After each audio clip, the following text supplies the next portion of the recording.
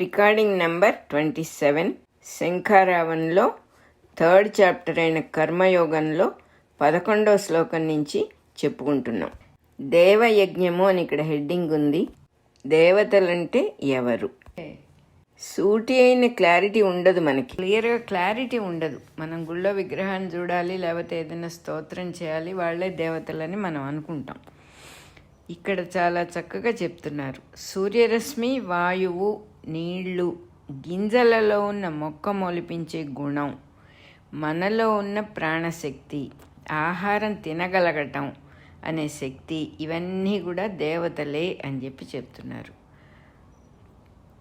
గోవుని కామధేను అనటానికి కూడా ఇంచుమించుగా అదే కారణం, దైవశక్తి కారణం. ఈ దేవతలందరూ చూపించే శక్తుల వల్ల మనం ఉన్నాం, కానీ మనం ఉండటం వల్ల దేవతలకు ఎట్లాంటి ప్రయోజనము లేదు. అంటే ఒక విధంగా చెప్పాలంటే దేవతలు అనే మాటకి ఇంటెలిజెన్సెస్ అని మాట్లాడుకోవచ్చు. ఇంటెలిజెన్సెస్ అనగానే మనకేం భక్తి కలగదు, వాళ్ళ మీద ప్రేమ కలగదు. దేవతలు వాళ్ళు మనకి సహాయం చేస్తున్నారు, మనం ఉండటానికి వాళ్ళే కారణం. మనకి లోపల బయట ఉండి అనేక రకాలుగా వాళ్ళు సహాయం చేస్తున్నారు అనేది కొంచెం మనం కృతజ్ఞత, గౌరవం ఉండటానికి అవకాశం ఉంటుంది. వాళ్ళని దేవతలనే అనాలి, కానీ మనం అర్థం చేసుకోవడానికి ఇంటెలిజెన్సెస్ అనే మాట వాడాము. మనం ఉన్నందువల్ల వాళ్ళకి ఎట్లాంటి ప్రయోజనం లేదు. దేవతల నుంచి మనం పొందుతున్న ఫలితాలన్నీ కూడా దేవతల యజ్ఞం వల్ల మాత్రమే కలుగుతున్నాయి. యజ్ఞము అంటే చెప్పుకున్నాం ఇంతకుముందు కూడా, యజ్ఞార్థ కర్మ అంటే స్వార్థం లేనటువంటి నిష్కామ కర్మ. దేవతలు చేసే నిష్కామ కర్మ వల్లనే మనకి మేలు జరుగుతుంది. మరి వాళ్ళు ఎంతో చేస్తున్నారు, వాళ్ళకి మనం ఏమన్నా చేయగలమా అంటే వాళ్ళకు ఉపయోగించే పనులేవి మనం చేయలేము. ఎందుకంటే వాళ్ళకు ఉపయోగించేటంత సత్తా మనకి లేదు, ఆ పనులు మన వశంలో లేవు. కాబట్టి మనకు ఉపయోగించే పనులే వారి మార్గంలో వాళ్ళని అనుసరించి చేస్తే చాలు. దానికి కారణం ఏమవ్వాలి? వారి యందు మనకి చక్కని గౌరవం ఉండాలి. విశ్వాసము, ఆరాధన, బుద్ధి మాత్రమే మనం చేయగలిగిన యజ్ఞం, అంతే. వాళ్ళకి మనం కృతజ్ఞత ఎట్లా చూపించాలంటే కనీసం వాళ్ళ ఎగ్జిస్టెన్స్ని గౌరవించడం, మనసులో ఓహో ఇంతమంది, ఇన్ని ఇంటెలిజెన్సెస్ ఇంతమంది ఉండబట్టి కదా ఇవాళ నాకు ఇన్ని జరుగుతున్నాయి. మనకు ఒక గొంతులో నుంచి ఒక మాట రావాలన్నా కూడా మన శక్తి కాదు అది, నిజంగా మనం అర్థం చేసుకుంటే. వేసిన ఆహారం జీర్ణం అవ్వాలి, అన్నం తినగలగాలి, నోటికి లాలాజలం ఊరాలి. కంటిన్యూస్గా ఎవరు ఊరేటి చేస్తున్నారు ఆ లాలాజలాన్ని? అది ఎండిపోయిందంటే మనం చచ్చిపోవటమే, అంతే. మనం చచ్చిపోతేనే నోరు ఎండిపోతుంది. ఎంత ఆశ్చర్యకరంగా ఇలా కొన్ని లక్షలు ఉన్నాయి మనలో, ఒక దేహంలో. నేను అని చెప్పుకుంటున్నాం మనం ఆ దేహాన్ని గురించి. అందులో ఎంతమందో దేవతలు ఉండి ఎన్ని పనులో చేస్తూ ఉంటే మనం ఇవాళ ఇట్లా ఉన్నాము. వాళ్ళకి కనీసం కృతజ్ఞత ఎట్లాగంటే వాళ్ళని మానసికంగా గౌరవించటం, వాళ్ళని అనుసరించి ఎట్లా వెళ్ళాలి, వాళ్ళు ఏం చేస్తున్నారు, వాళ్ళలాగా మనం ఎలా ఉండగలం అని నేర్చుకోవాలట. మనం ఎంత గౌరవంతో, శ్రద్ధతో దేవతల మీద, వాళ్ళు చేసే పనులన్నిటి మీద మనం ఎంత శ్రద్ధ పెడతామో, వాళ్ళ పనులన్నీ మనం ఎంత గౌరవిస్తామో, మన పనులన్నీ మనం ఎంత శ్రద్ధగా చేస్తామో అంత హెచ్చుగా మనకే ఫలితాలు వస్తాయి అంటున్నారు. ఎట్లా చెప్తున్నారంటే విద్యుత్ శక్తి అనే ధర్మాన్ని మనిషి ఒప్పుకొని అనుసరించినందువల్లే కదా వాడుకోగలుగుతున్నాడు. ఈ దేవతలు కూడా తనకు బాగా వాళ్ళు ఉపయోగించాలి, తనను చక్కగా మన బాడీ సిస్టమ్ అంతా కూడా చక్కగా పనిచేయాలి, మనసు చక్కగా పనిచేయాలి, ఇంద్రియాలు చక్కగా పనిచేయాలి అంటే వాళ్ళు ఫలానా వాళ్ళు ఉన్నారు అని వాళ్ళని గౌరవించటం, మనం వాళ్ళని గౌరవించటం ద్వారా వాళ్ళు మనల్ని సంభావించటం అంటే ఇదేను. మనం కనెక్షన్ పెట్టుకుంటున్నాం అన్నమాట వాళ్ళతో, వాళ్ళని ఒప్పుకుంటున్నాం, మనకు సహాయం చేసే వాళ్ళని గౌరవిస్తున్నాం, అందువల్ల మనకే మేలు జరుగుతుంది అని చెప్పి ఎంతో చక్కగా చెబుతున్నారు. మనం కనీసం వాళ్ళని రికగ్నైజ్ కూడా చేయం కదా. మామూలు మన జీవితం నిద్ర లేచినప్పటి నుంచి ఎక్కడో ఉంటుంది మనస్సు, ఏమి ఉపయోగించే పనులు, ఉపయోగించే వేపది అసలు వెళ్ళదు. ఇంకా ఏం చెప్తున్నారు, మనం అసలు ఎట్లా బతుకుతున్నాం? భూమి ఆకర్షణ శక్తి, దాహం తీర్చే నీళ్లు, చోటునిచ్చే ఆకాశం, మనల్ని నిలబెట్టే అగ్ని, ఒక గింజకు 1000 గింజలనిచ్చే శక్తి, ఆ అంకుర శక్తి. ఒక్క గింజ నాటితే ఎన్ని వస్తాయో మనకు కూడా తెలుసు. ఒక వంకాయ విత్తనానికి, ఒక వంకాయలో ఎన్ని వేల విత్తనాలు ఉంటాయి. ఆ ఒక్క విత్తనం నాటితే ఎన్ని వంకాయలు వస్తాయి మనకి లెక్క తెలుసా అసలు? అలాగే వరి పండించుకుంటాము, అన్నీ పండించుకుంటాం, ఒకటి పెడితే 100,000 1000 వచ్చేటటువంటి సిస్టము. ఆ సిస్టమ్కి కారణం దేవతలు. మనం క్రియేట్ చేయగలమా? దాన్ని చేయలేము. అంతేకాకుండా 1000 గింజల్ని ఇచ్చే శక్తే కాకుండా మన ప్రమేయమే లేకుండా మన శ్వాస ప్రక్రియ ఎంత నిర్విరామంగా ఎన్ని సంవత్సరాలు మనం బతికితే అన్ని సంవత్సరాలు లోపలికి బయటికి, లోపలికి బయటికి, లోపలికి బయటికి. ఎవరు చేస్తున్నారు దాన్ని? దేవతల సహాయం లేకపోతే ఎలా జరుగుతుంది? ఏదో నోటికి రుచిగా ఉండేదల్లా లోపల పడేస్తాం, శుభ్రంగా తినేస్తాం. ఎవడరిగిస్తున్నాడు దాన్ని? ఎంత చక్కగా ఎంతమంది దేవతలు ఆ జఠర స్వరూపంలో ఉండి, అన్ని రకాలుగా అగ్ని రూపంలో ఉండి ఎంత చక్కగా చేస్తున్నారు. అదేవిధంగా దెబ్బ తగిలిన, రక్తం గారిన, మళ్ళీ అంతా గాయం మానిపోయే సిస్టమ్ దేహంలో ఉంది. కాబట్టి మొత్తం మెడికల్ అనే మాటంతా ఈ సహజమైన హీలింగ్ మీదే ఆధారపడి ఉంది అని కూడా మనం గమనించాం. అసలు సృష్టిలో గాయం మానటం అనేది లేకపోతే సర్జరీ అనే మాటకి ఎక్కడ అవకాశం ఉంది? అసలు ఎక్కడా లేదు కదా. మనం రక్తం కారుకుంటూ గాయాలతో అట్లాగే ఉండిపోతాం. అసలు అట్లాగే ఎన్ని విషయాలు మనం ఫ్రీగాను వాడుకుంటున్నాం. రేడియోలు, టీవీలు, టెలిఫోన్లు, విద్యుత్తు, స్పేస్ టెక్నాలజీలు, జీపీఎస్లు, ఇంకా నాకు చెప్పడానికి లిస్టు అంతులేనంత లిస్ట్ ఉంది. ఇవన్నీ సృష్టిలో దొరికినవే కదా. మనం బయటికి లాగి డిస్కవర్డ్ అంటున్నాం కానీ క్రియేటెడ్ అని అంటలేదే. ఉన్నదానికి కవర్ తీసేసి తెలుసుకున్నాం. కవర్ తీసి లోపల ఏముందో తెలుసుకున్నాను తప్ప లేనిది మనం క్రియేట్ చేయటం లేదే. ఏ సైంటిస్టు దేన్ని క్రియేట్ చేయలేడే, ఉన్నదాన్నే తెలుసుకుంటున్నాడు. కానీ ఇన్ని సృష్టిలో ఉండి కార్లు, వస్తువులు, ఫర్నిచర్లు సమస్తం అంతా సృష్టి నుంచే కదా మనం లాక్కొని తయారు చేసుకుంటున్నాము. మనకు కొంచెం కూడా కృతజ్ఞత లేదే అసలు. అయ్యో, అన్నం పెట్టే భూమి తల్లిని ఒక్కసారన్నా నిద్రలేచి, అమ్మ నీ మీద కాలు పెట్టి నేను నిశ్చింతగా బతుకుతున్నాను, ఒక్క దండం పెట్టుకోమే మనం. ఆ సూర్యుడిని చూసి, తండ్రి నువ్వే కదా ఈ సృష్టికి ప్రాణశక్తివి అని ఒక్క మాటన్నా అనుకోమే. అసలు మన జీవితాలు ఏమిటి అనిపిస్తుంది ఒక్కొక్కప్పుడు చూస్తే. ఒక్కొక్క చిన్న చిన్న పెద్ద పెద్ద అన్ని విషయాలు ఒక్కొక్క దేవత నిర్వహిస్తూ ఉన్నందువల్లే మన జీవనం సాఫీగా జరుగుతోంది. మనం వాళ్ళని గుర్తించి మానసికంగా గౌరవించి ఆరాధనా బుద్ధితో పూజ్యభావంతో వ్యవహరిస్తే వాళ్ళు కూడా మనని పూజ్యభావంతో చూస్తారని మాస్టర్ గారు చాలా క్లియర్గా చెప్తున్నారు. అంటే మనం ఏమిస్తే అదే వస్తుంది మనకి. వారికి శక్తులు తప్ప మనలాగా భావాలు ఉండవు.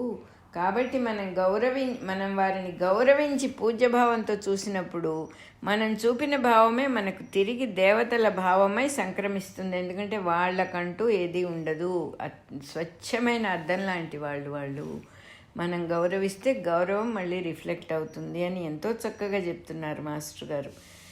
దీన్ని దేవయజ్ఞము అంటారట. ఆ దేవతలు చేసేదాన్ని దేవయజ్ఞం. ఆ దేవయజ్ఞం వల్లనే ఈ సృష్టిలో ఎన్నో పనులు వాళ్ళు చక్కగా ఏమీ ఆశించకుండా జస్ట్ చేయవలసిన పని చేసి యజ్ఞార్థ కర్మగా నిర్వహిస్తున్నారు దేవతలందరూ అని గుర్తించాలి మనము అంటున్నారు. ఉన్నదాన్ని వాడేసుకోవటం కాదు అని చెప్పి చాలా క్లియర్గా చెబుతున్నారు. ఇంకో హెడ్డింగ్ ఏంటంటే యజ్ఞశేషము. సృష్టి జరగడానికి బ్రహ్మాండ పిండాండాలలో పనిచేస్తూ ఉన్న ప్రజ్ఞలే దేవతలు అని చెప్పుకున్నాం. బ్రహ్మాండం అంటే బ్రహ్మగారి బయట సృష్టి, పిండాండం అంటే బ్రహ్మగారు లోపలగా చేసిన సృష్టి. ఎవరి సహాయంతో ఈ అద్భుత సృష్టి ఎప్పటికీ అయిపోకుండా నిరంతరంగా జరుగుతూ ఉంది. ఆ ప్రజ్ఞల్నే దేవతలు అంటారు. మరి మనం ఆ దేవతామూర్తుల్ని ఎలా థ్యాంక్స్ చెప్పుకోవటం? గాలి, నీరు, సూర్యరశ్మి, భూమి పరిశుభ్రంగా సారవంతంగా ఉండేట్లు మానవుడు చేసే ప్రయత్నమే దేవతలను పూజించు యజ్ఞార్థ కర్మ అవుతుంది. ఏ పనైనా ఫలితం కోరకుండా సాటి జీవులలోని అంతర్యామిపై గౌరవంతో చేస్తే అది యజ్ఞం అయిపోతుంది అంటున్నారు. పాల కోసం ఆవుకు గడ్డి వేయటం కాకుండా జీవకారుణ్యంతో గడ్డి వేయటంలోనూ ఈ రెండిట్లో ఉన్న తేడా చక్కగా గమనిస్తే ఆ ఆవు ఆశగా మనం గడ్డి వేసినప్పుడు తినటం చూసి సంతోషపడే హృదయం ఉండి ఆవుని తృప్తిపరచడానికి గడ్డి వేయటం అనేది ఉన్నప్పుడు అదే యజ్ఞార్థ కర్మ. అందులో ఎట్లాంటి సందేహం లేదు. పరమాత్మ యజ్ఞం అనేదాన్ని మనకు అందుబాటులో ఎంత చక్కగా ఉంచుతున్నారో, భగవద్గీత లాంటి పుస్తకం మనకి ఎంత చక్కగా విప్పి చెప్తూ ఉన్నది ఈ విషయం. దేవతల విషయంలో కృతజ్ఞత లేకపోతే ఎట్లా? అన్ని పనులు నెరవేర్చుకుంటూ వాళ్ళకు మనసులో కూడా థ్యాంక్స్ చెప్పుకోము. మనకంటే స్వార్థపరులు అసలు ఎవరైనా ఉంటారా? నిజంగా మనం తప్ప మనమే సాటి ఆ విషయంలో. మన జీర్ణకోశంలో అంటే పొట్ట లోపల మన ఆహారం వేసిన తర్వాత రసాయనిక ప్రక్రియల రూపంలోనూ రసాయనికముల రూపంలోనూ అనేక మంది దేవతలు పనిచేస్తారట. అందువల్లనే మన దేహం నడపబడుతోంది. వారు చేసే పనులన్నీ మనకు చేతైన పనులు కాదు. కాబట్టి దేవతలు మనకంట గొప్పవాళ్ళు, తప్పకుండా గొప్పవాళ్ళు. భౌతికమైన రుచుల మీద మనకున్న వ్యామోహం వాళ్ళకు ఉండదుట.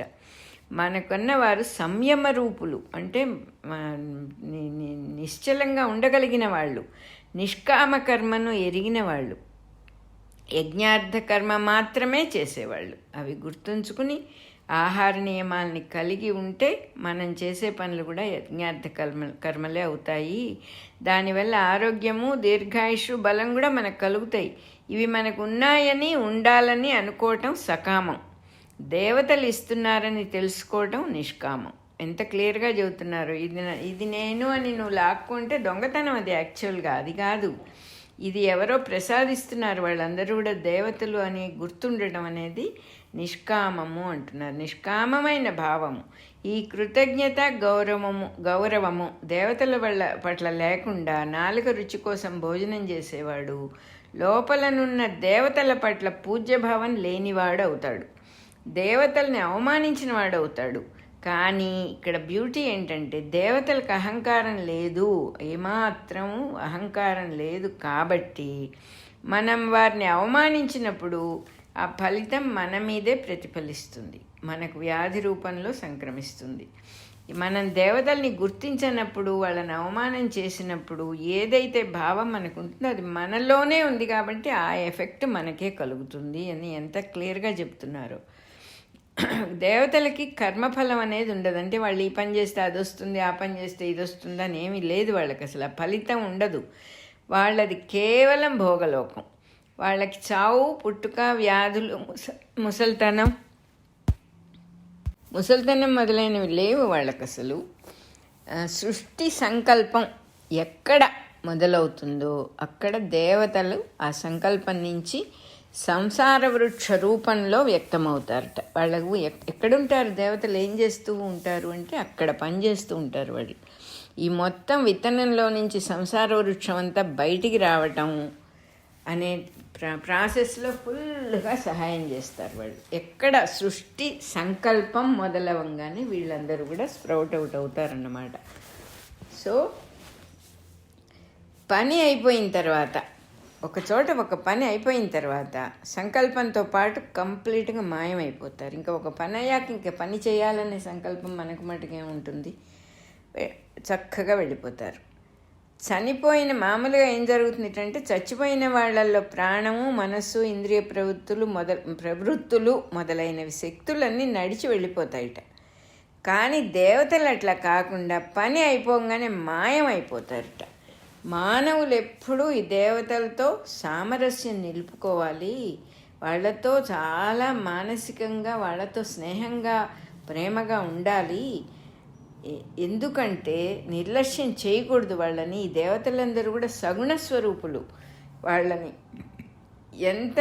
వాళ్ళని నాకు నిర్గుణ బ్రహ్మం తెలుసు, నువ్వెంత అనే స్థితిలో మనం లేము అనకూడదు. అట్లా ఎంత నిర్గుణ పరబ్రహ్మ గురించి మాట్లాడే వేదాంతికైనా కూడా దేవతల్ని నిర్లక్ష్యం చేస్తే అజీర్తివ్యాధి వస్తుందిట.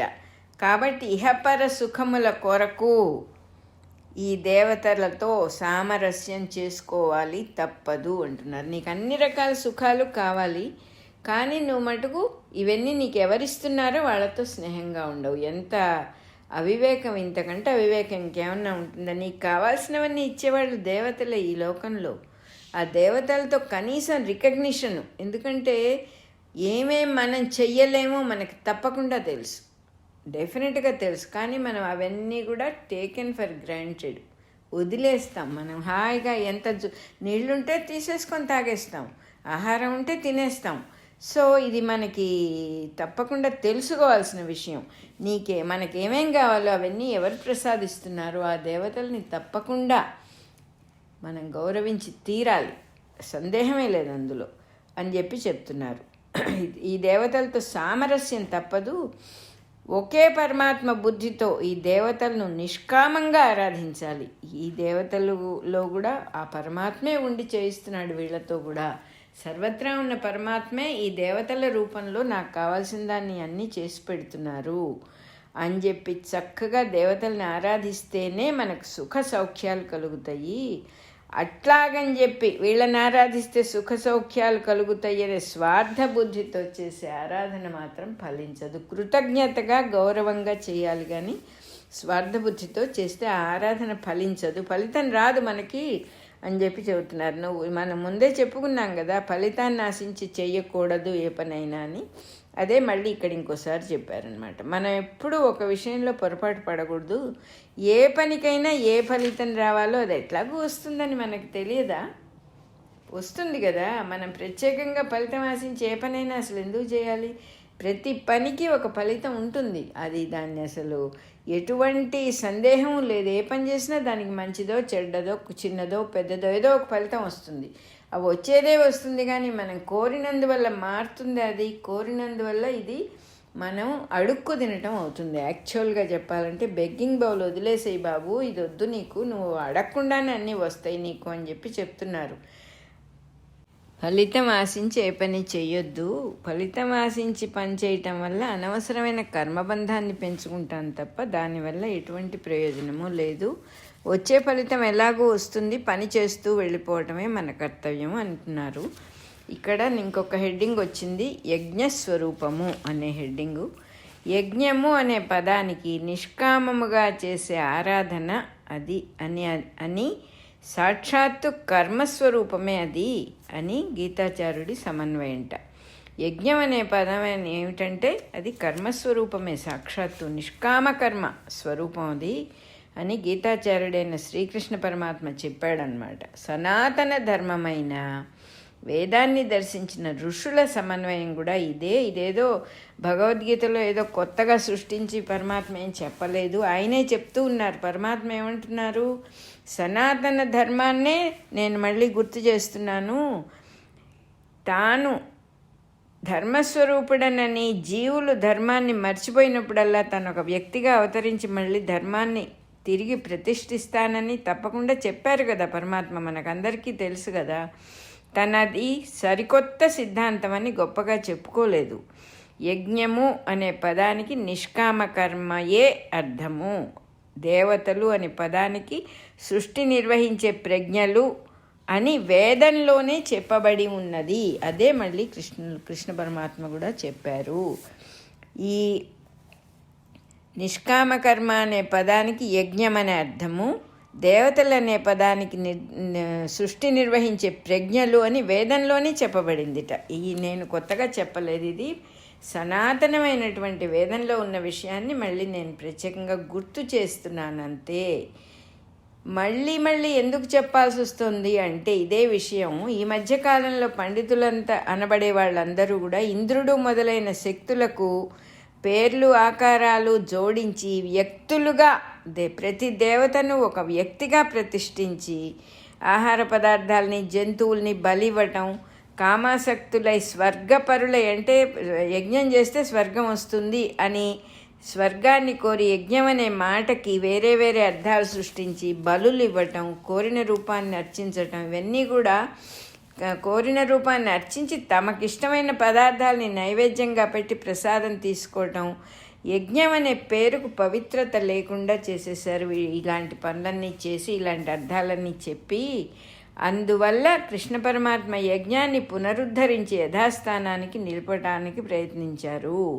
యజ్ఞం అనే మాటకి దేవతలు అనే మాటకి వేదాల్లో ఏ అర్థమైతే ఉందో దాన్నే మళ్ళీ ఆయన తిరిగి మనకు గుర్తు చేస్తున్నారు అని చెప్పి చెప్తున్నారు.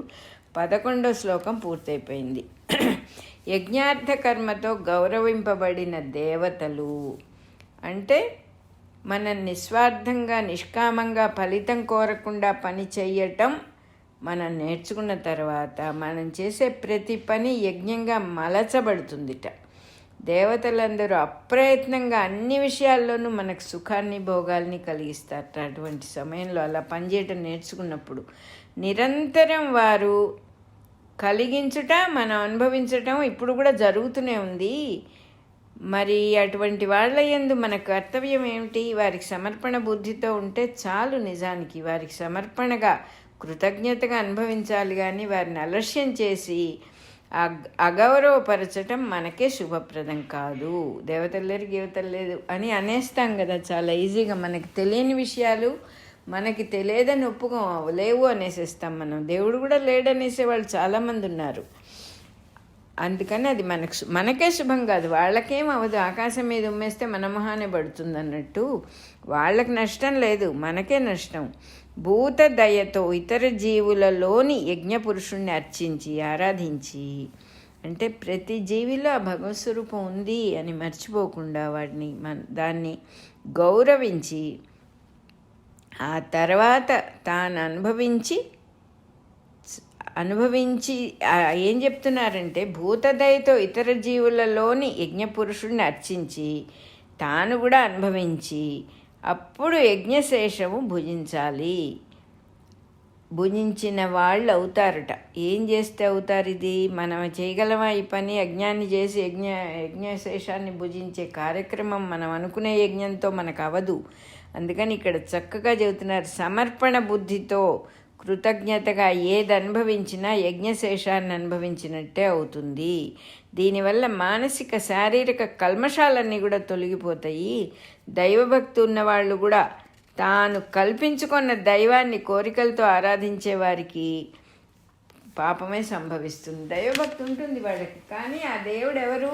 సర్వత్రా ఉన్న పరమాత్మ వస్తువు కాదు. వాళ్ళు దేవుడు అనేది ఎవరంటే తాము ఒక రూపాన్ని తాము కల్పించుకున్న దైవం. ఈ దైవం నాకు ఈ కోరికలు తీరుస్తాడు అని దైవానికి తనకి ఏమిటి సంబంధం? అక్కడ తను అడగడం, ఆయన ఇవ్వడం, అంతే, ఇంకేమీ లేదు. అది ఏమీ ప్రయోజనం లేదు. తాను కల్పించుకున్న దైవంతో దైవారాధన అనేది ఏమి కోరికలతో చేసే ఆరాధనకి పాపమే సంభవిస్తుంది అంటున్నారు. పుణ్యం దొరక్కబోగా పాపమే సంభవిస్తుంది అంటున్నారు. ఒక గుడికి వెళ్ళి టెంకాయ కొట్టి అందరికీ పంచి తను కూడా ప్రసాదాన్ని స్వీకరించేవాడు యజ్ఞప్రసాదాన్ని స్వీకరించేవాడు అవుతాడు. యజ్ఞాన్ని ఆచరించేవాడికి ఆ ప్రసాదం తన యందున్న సమర్పణ బుద్ధి ఆ ప్రసాదం రక్షిస్తుందిట. యజ్ఞాన్ని ఆచరించేవాడికి ఆ ప్రసాదం తన యందున్న సమర్పణ బుద్ధిగా మలుచుకోబడి తనలో తనకే ఉన్నటువంటి సమర్పణ బుద్ధే ప్రసాదంగా అయి తనని ఎప్పుడూ రక్షిస్తూ ఉంటుందిట. అంటే మనస్సును పవిత్రం చేస్తుంది అన్నమాట. టెంకాయ కొట్టి ఇంటికెళ్ళి ఎవరికి పెట్టకుండా ఇంటికెళ్ళి తన వాళ్ళకి తనకి మటుకే ప్రసాదం అని తినేవాడి పద్ధతి ఇది. అలా ఉండదు, అది కరెక్ట్ కాదు అని చెప్పి చెప్తున్నారు. యజ్ఞార్థ బుద్ధితోనే చేయాలి. కనీసం దేవుడి ప్రసాదమైనా 10 మందికి పంచాలి, తను దాచిపెట్టుకోవటం కాదు. దానివల్ల మానసిక శారీరక కల్మషాలన్నీ కూడా తొలగిపోతాయి.